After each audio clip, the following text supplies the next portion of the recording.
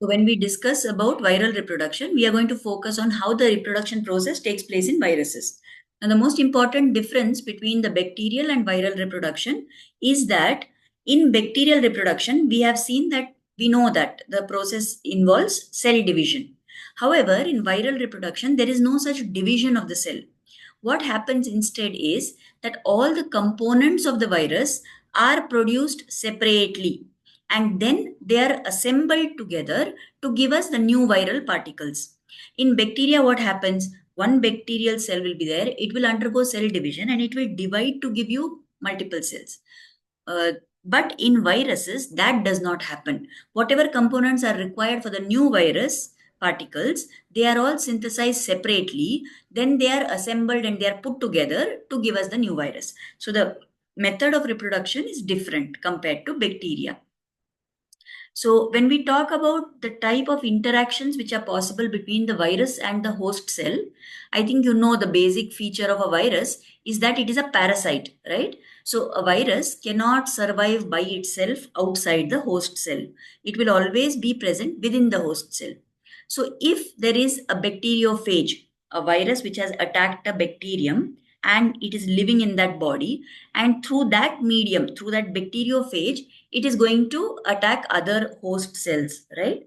So whenever there is any kind of an interaction between a virus and a host cell, there are four possible things that can happen.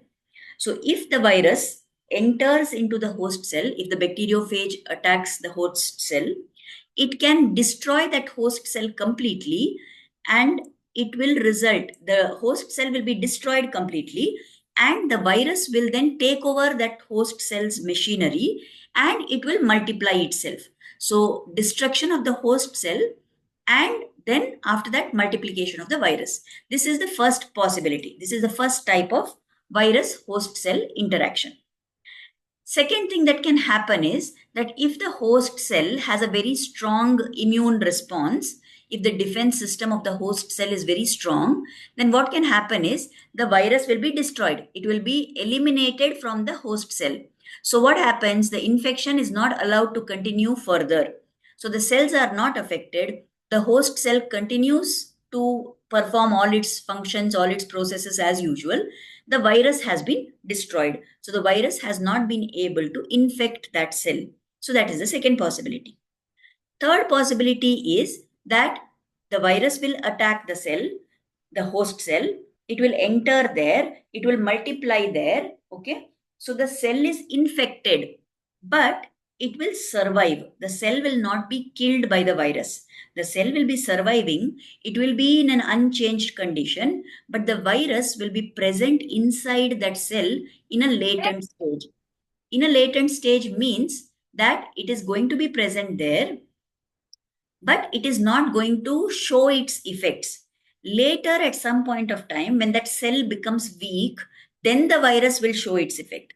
So that is the third possibility, that the cell is getting infected, the host cell is getting infected by the virus. The virus is also surviving inside that host cell, but it is not doing anything at that point of time. The virus is present in a latent state, and the host cells are continuing their function unchanged. That is the third possibility. And the last possibility is that the cell will get infected, the host cell gets infected by the virus. The host cell does not die, but because the virus has entered inside, there is some abnormality that happens in that cell. So that cell undergoes a dramatic kind of alteration or transformation. So the host cell, which was a normal cell, will get converted into an abnormal cell or a cancerous type of cell. So these are the four possibilities. Whenever there is interaction between the virus and the host cell, first thing, the host cell is getting infected, the virus is multiplying, the host cell is destroyed. Second thing, the virus is destroyed, the host cell remains intact and no difference happens. Third possibility, the cell is getting infected, it is surviving, but it is unchanged. The virus is also there, but it is in a latent state. It is not showing its effect immediately. It is waiting for the right time to show its effect. And last possibility is the cells are getting infected. They don't die, but they get transformed and they turn into cancerous cells. So these are the 4 types of virus-host cell interactions. So when we need to study about the life cycle of the virus, we must remember that there are 2 types of cycle. Now, out of all these 4 interactions which we said, right, these 2, the third one and the fourth one, those are the ones that we need to study. So there can be 2 types of viral life cycles. One is called as the lytic cycle and the other one is called as the lysogenic cycle. Okay. I'm sorry, when I mentioned here, it's not the third and fourth one, rather it's the first one and the third one that we are going to study. Okay, not the fourth one. So multiplication of virus and destruction of host cell, that type we will see. And cell is getting infected, but virus is in latent state, that we will see. So the first one that we talked about, where this virus will multiply and the host cell is killed, that kind of a viral life cycle is called as the lytic cycle. I think you know the meaning of the word lysis. It means to break down. So when we say lytic cycle, that means something is going to get broken down in this. What is it that is broken? So in this cycle, what will happen is the virus in the form of the bacteriophage will attack the host cell. It will penetrate that cell membrane. It will enter inside the host cell. It will interfere with the nucleic acid synthesis. And as a result of all this, the host cell will undergo lysis. It will break open. The virus will undergo replication. It will start reproducing. And as soon as that cell gets destroyed, then the viral progeny are there. The viral particles are there now, the new ones. So they will be present and they will go and infect other cells around that infected cell. So this is called as the lytic cycle. So if we want to see that diagrammatically, from this picture, we can understand. Now, if this question is asked for 5 marks, you have to explain with the diagram also. So if you look at this cell which is here, this is your host bacterial cell. The bacteriophage has come there. Now, whether you say host bacterial cell or it is, if you're infecting a human cell, then it will be the host human cell, whatever it is. This round thing which we are showing here is the host cell. This pink color thing which is shown inside that cell is the DNA of that host cell. Okay. Now, this thing which has attached from outside is the virus. It is in the form of a bacteriophage. So what happens is when that bacteriophage comes closer to the host cell, first thing that happens is attachment. So this phage gets attached to the surface of the host cell. Next, what happens is that, can you look at this bacteriophage? In the head of that bacteriophage, we have drawn that DNA.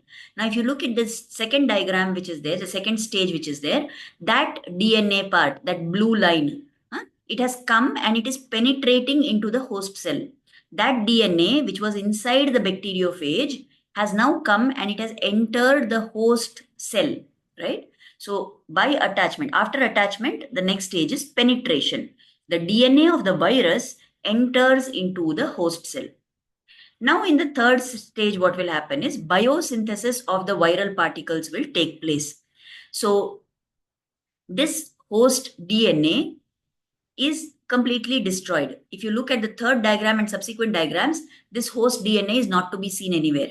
Instead, what we are seeing, because the viral particle entered into the host cell, it took over the entire machinery of the host cell and it destroyed all the particles of the host cell. Whatever was there inside the cell got destroyed. And now, using the proteins and other things of that cell, this DNA of the bacteriophage is getting replicated. So in the second diagram, if you see, there is just one blue line, one part of phage DNA which has entered into the cell.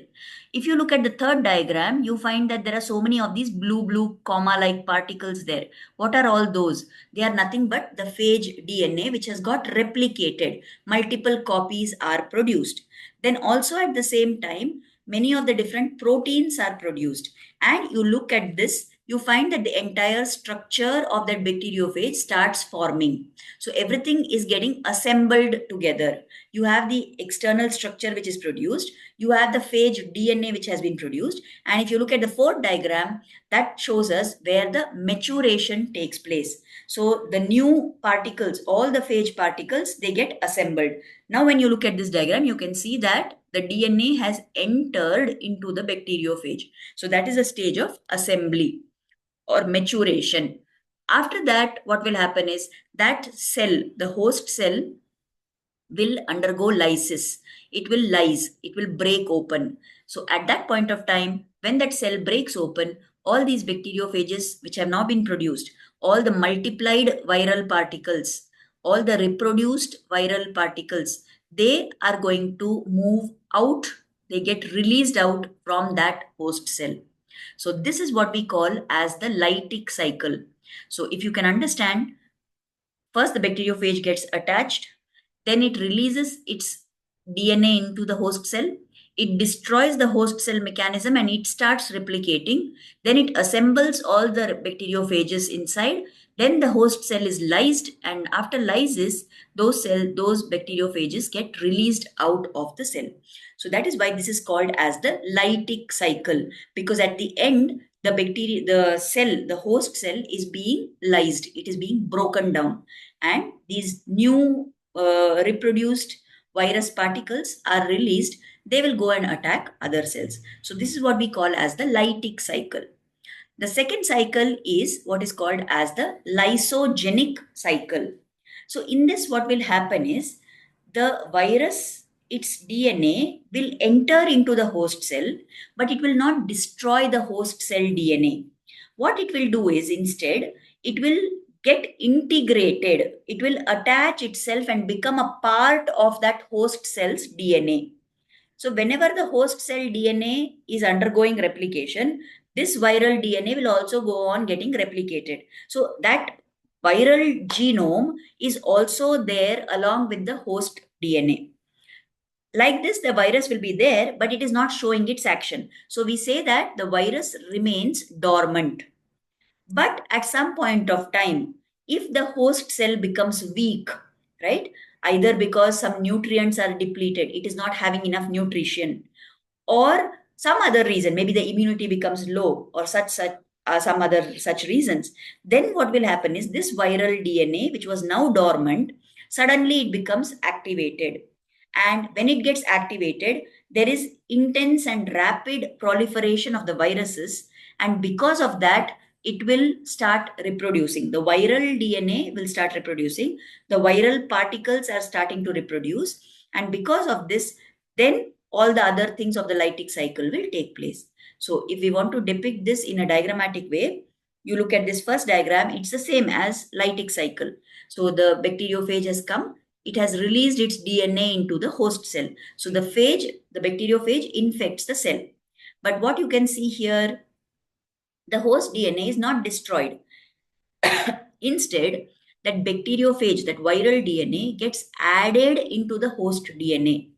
So that is why it is shown as, sorry, the pink color is the host DNA.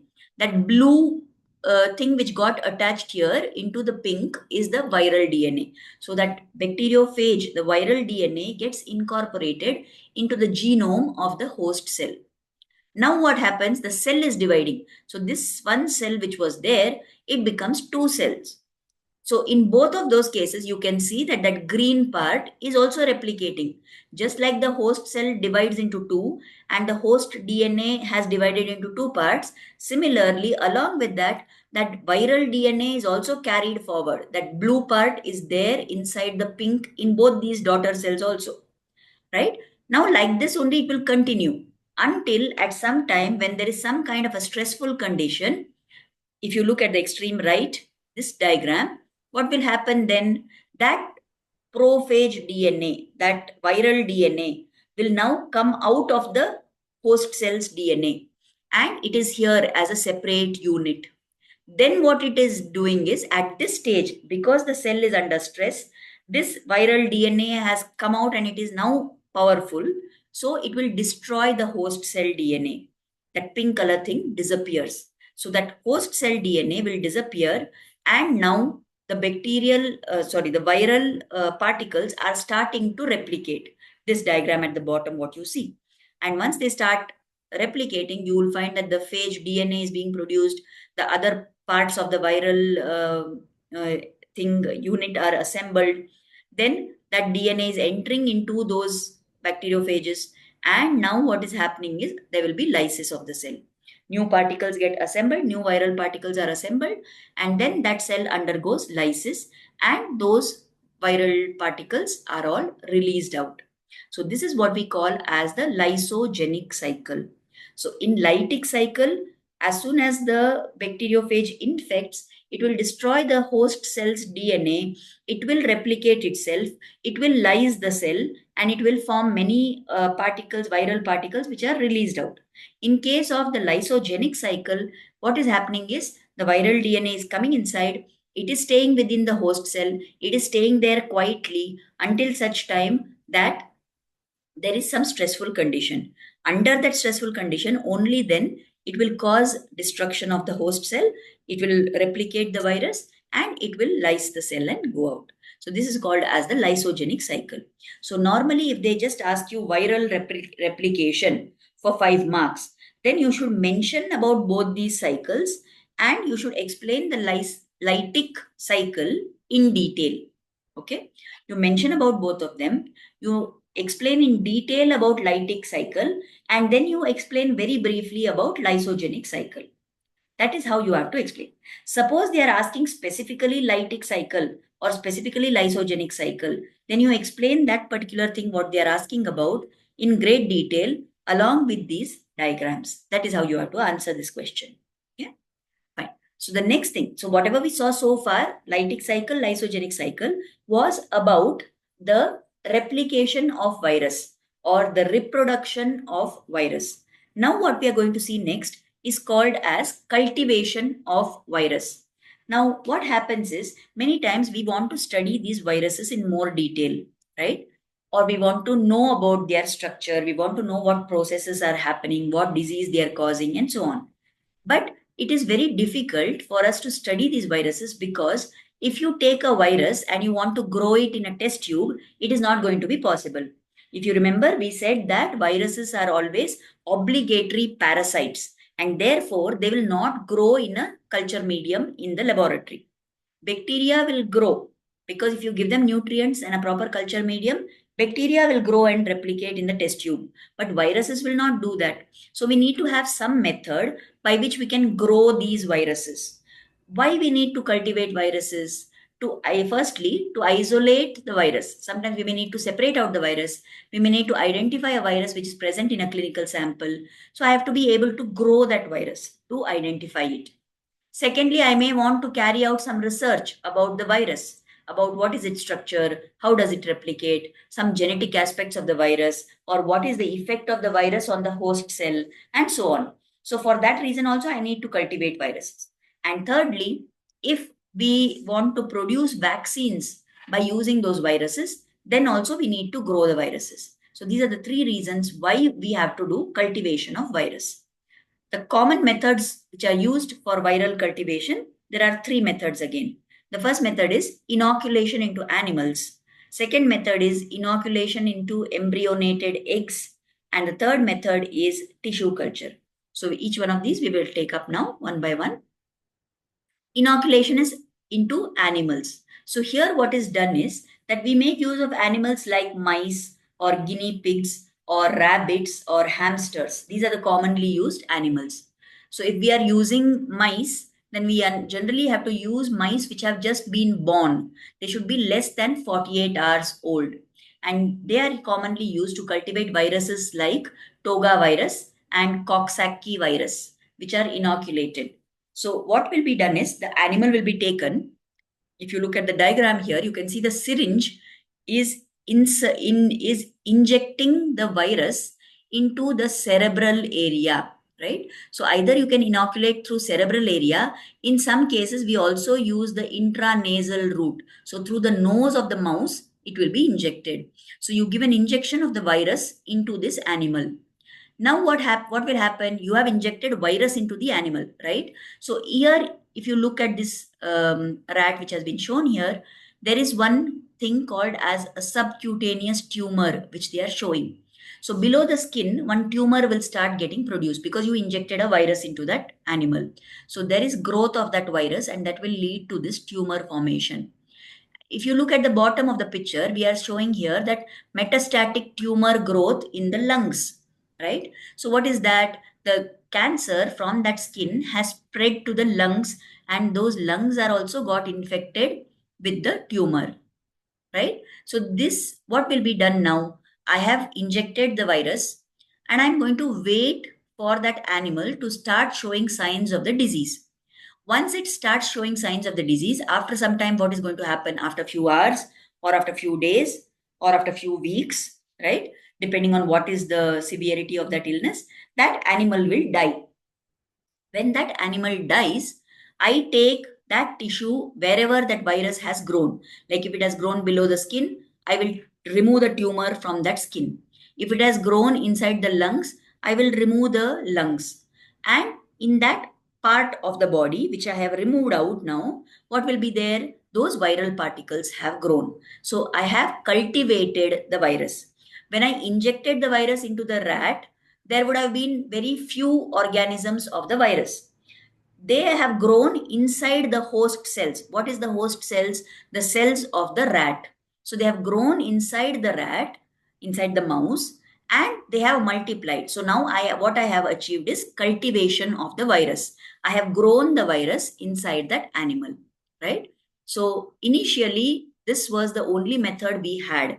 So when I take out that tumor, if you look at this diagram here, they are showing that this subcutaneous tumor can be removed out and it can be put into the culture media, and you will find that these culture cells have grown there, right? So that is what we are finding here. Sometimes if you want, the injection of the virus can also be done through the tail. If you inject the virus into the vein of the tail, there also you can develop certain types of tumors. Now, this method was being widely used for many years, but then they developed other better methods. Because if you noticed what I told, when this animal, you are growing the virus in the animal, and we are saying the animal is getting the disease and it is going to die, right? So you are sacrificing the animal. So that killing the animal is an unethical thing. So they tried and they developed other better methods, and now those methods are preferred. As much as possible, animals are not used now for cultivation of virus. So this method is not much used, except if no other method is possible, then they make use of animal inoculation method, right? And at one point of time, there was a stage when something like the yellow fever virus, this yellow fever virus would grow only in human cells, not in animal cells also. So they were using human volunteers. Like they would ask people to take their permission, and those human beings would be injected with the yellow fever virus, and in their body the yellow fever virus would grow, and then those viruses would be taken out. So that is no longer done, not at all done. Human volunteers are not at all used. Even animals are not much used except when unavoidable. What are the disadvantages of this animal method? That it is expensive, it is difficult. Then certain viruses which cause disease in human beings, we want to study them, but they don't grow or they don't cause disease in the animals, because the animals are immune to those viruses. So then even if you inject the virus into the rat, it will not grow in the rat, right? And there are all these animal rights issues. So nowadays we are no longer using this animal method. The second method is that you make use of embryonated eggs. You inoculate the virus, you inject the virus into the egg which is having an embryo, and then the virus will grow there, right? So generally what is used is chick embryo, the chicken, right? You know what is a chicken? You've seen eggs, right? So inside the egg there is actually an embryo which is present. Now when we take that egg and we break it open and we cook it or whatever, then that is destroyed. But in effect, actually, an egg has a chick embryo. If you allow it to just stay like that, it will hatch and give rise to a new chicken, right? So we use this chick embryo, which is 7 to 12 days old, and you can inoculate the virus into that. To do this, what we have to do is, first, we have to take the egg. The surface of that egg shell has to be disinfected using iodine. Then you have to use a drilling agent, a drill. You know what is a drill, which they use to make holes in the wall when you want to fit the nails and all that. Like that, there is a tiny stainless steel drill which can be sterilized, and using that miniature drill you can make a hole in the outer cover of the egg shell, right? So you make a hole there. Then once you've got that opening, you inoculate your virus using a micro syringe. You inject your virus into that egg embryo. Then that opening which was there has to be sealed now. Otherwise, you will not have a sterile unit. So to maintain sterility of that egg embryo, you have to seal that opening using gelatin or paraffin. And that entire egg into which you have inoculated the virus is incubated at 36 degrees centigrade for 2 to 3 days. After that, what will happen at the end of this time? The virus will grow in that chicken embryo. Then you will break the egg open and you can separate out. The virus would have grown there. So you collect that egg tissue and you separate out the virus part from the egg part, right? Generally, how we will come to know that the virus has grown? Either the egg embryo will die. This is one thing that will happen. Okay, the egg embryo dies. Or you can make out some kind of cell damage, such as there will be some lesions which are formed on the egg, or there will be some, dark brownish black kind pock marks which are appearing on the outer surface of the egg shell. Or you can start to make out that the cell is getting damaged. Then you come to know that viral growth and multiplication has actually taken place. Now, when we are doing this using this chick embryo, then we can use different kinds of the egg.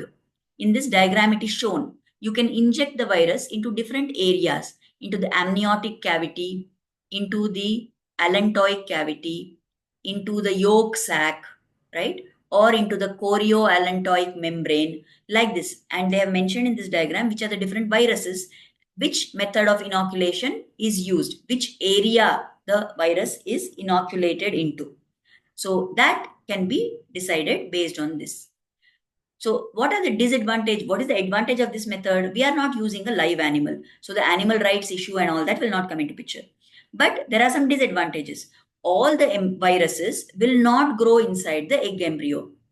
Then sometimes what may happen, that virus which you are inoculating, if that is contaminated, it can kill that embryo. If the embryo dies, it will not grow the virus, right?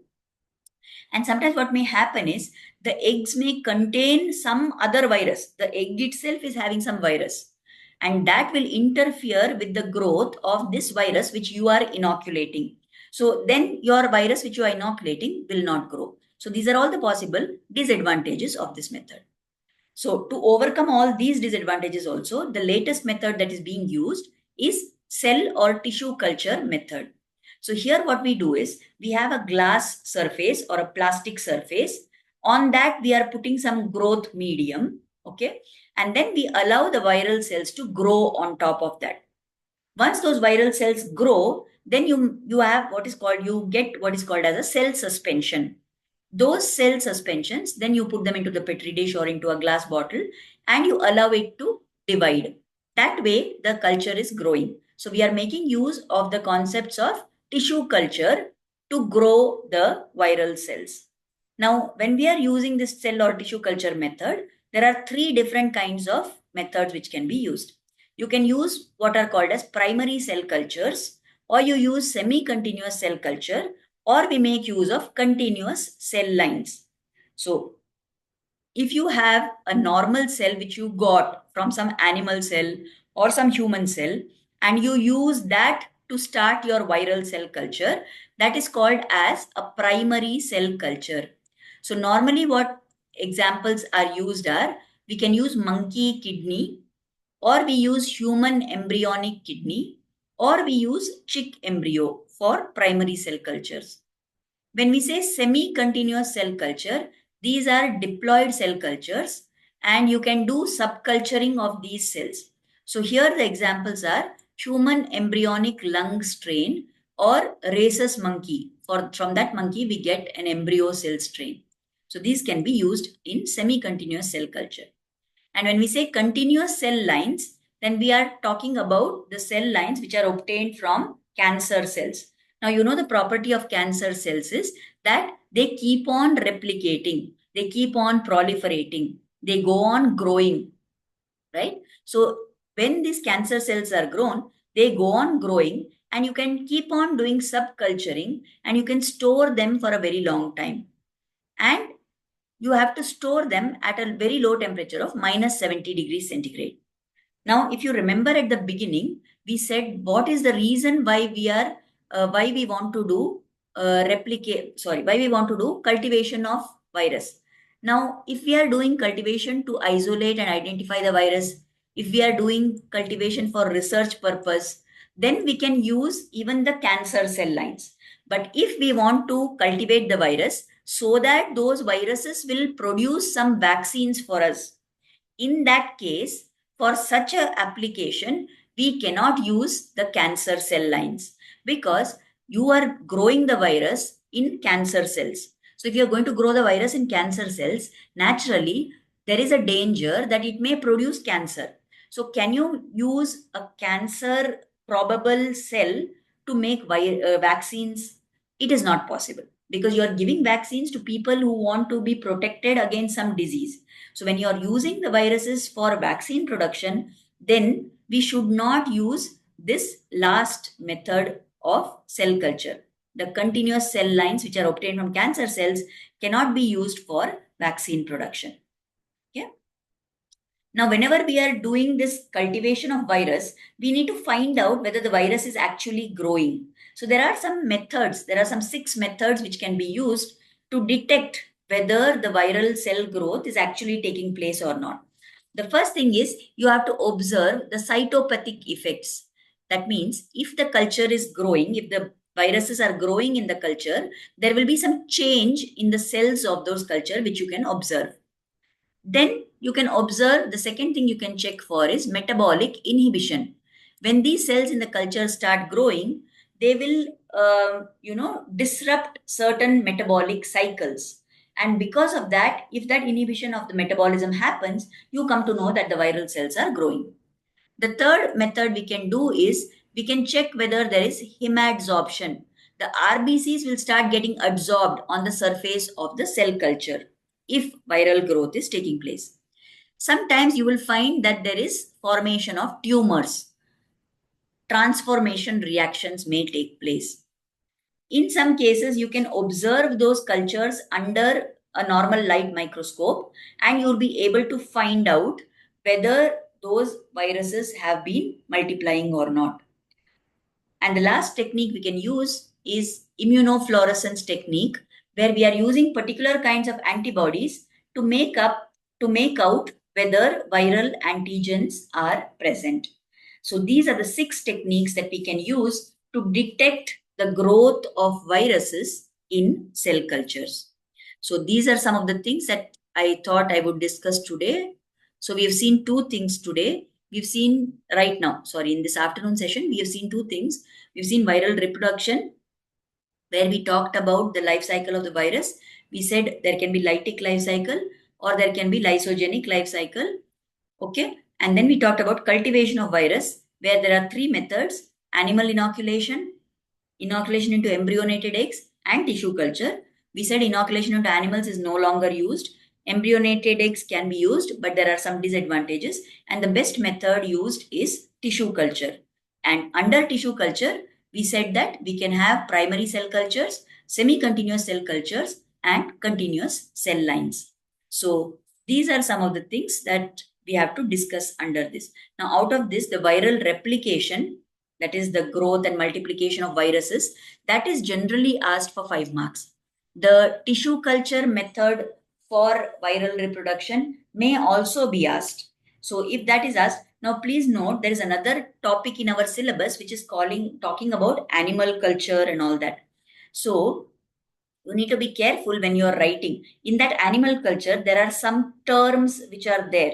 So though that is different from this tissue culture of viruses. So you please make sure you see what is the question asking exactly and answer according to that, right? So I will stop with this for now. And in the next session on Monday, when I take the theory class in the college itself, then there we will take up some other parts. There's little part from the disinfection disinfectant evaluation, which is left over. And then there are some things under spoilage and aseptic environment. So we'll take that up in the class, in the theory class on Monday. I'll let you know whether I'm taking the class at 11 o'clock or I'm taking in the afternoon as usual. On Monday morning, I'll tell you, right? Thank you for attending. And I'll send the video for this also a little later.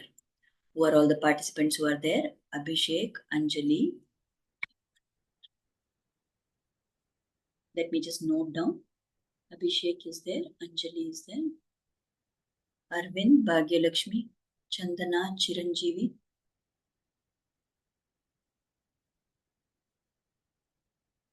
Okay. Dhananjay, Kirtana, Kiran, Kishan, Crispy, Amanullah, Moham, Navya, Prajakta, Sana. I got these names. Yeah. Okay, you can leave now. Thank you very much.